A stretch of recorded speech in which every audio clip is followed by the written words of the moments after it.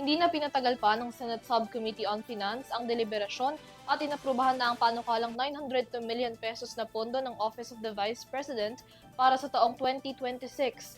Ang mga senador nagpahayag ng pagsuporta sa mga programa ng OVP at hindi na iwasang malungkot dahil sa maliit na pondong naibigay sa opisina ngayong 2025. Hirit nila magawaran sana ng karagdagang pondo ang opisina ng ikalawang pinakamataas na opisyal ng bansa. Narito ang balita.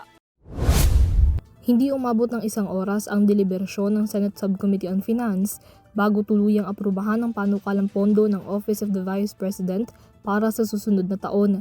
Sa huling Lunes ng buwan ng Setyembre, personal na pinangunahan ni Vice President Sara Duterte ang 2026 proposed budget presentation ng OVP kung saan inilatag nito ang mga paglalaanan ng 902,895,000 pesos na panukalang pondo nito para sa susunod na taon.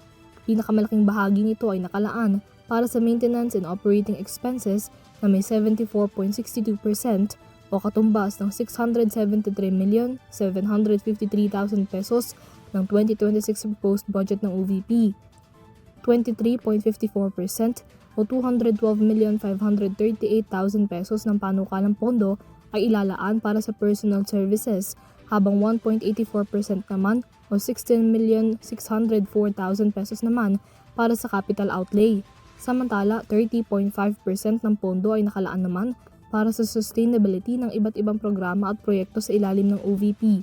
Mas mataas ang inaprobahang pondo ng Department of Budget and Management para sa OVP mula sa inisyal nitong panukala na 733 million pesos na kasing halaga ng OVP 2025 budget.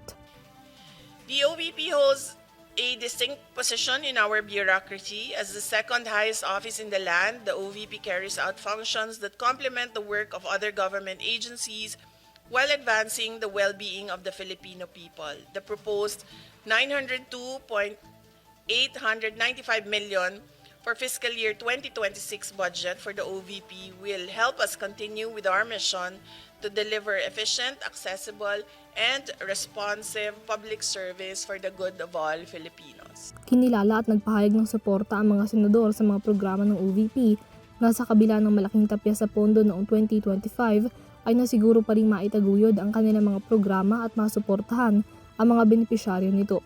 Halos lahat ng mga senador na dumalo sa deliberasyon ay nagpahayag din ng suporta na magawaran ng dagdag na pondo ang OVP upang maipagpatuloy ang mga kasalukuyan at mga bagong nitong programa.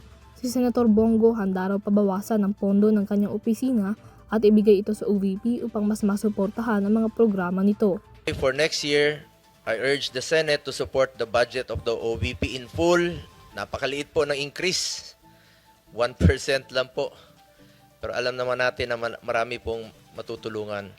Kung pwede lang po, Mr. Chair, kung allowed po ito, bawasan po ang budget ko sa opisina sa Senado. Kahit konti, ilagay na lang po sa OVP. Further empower and help BP's office to respond to the needs of the Filipino people, especially the marginalized sector.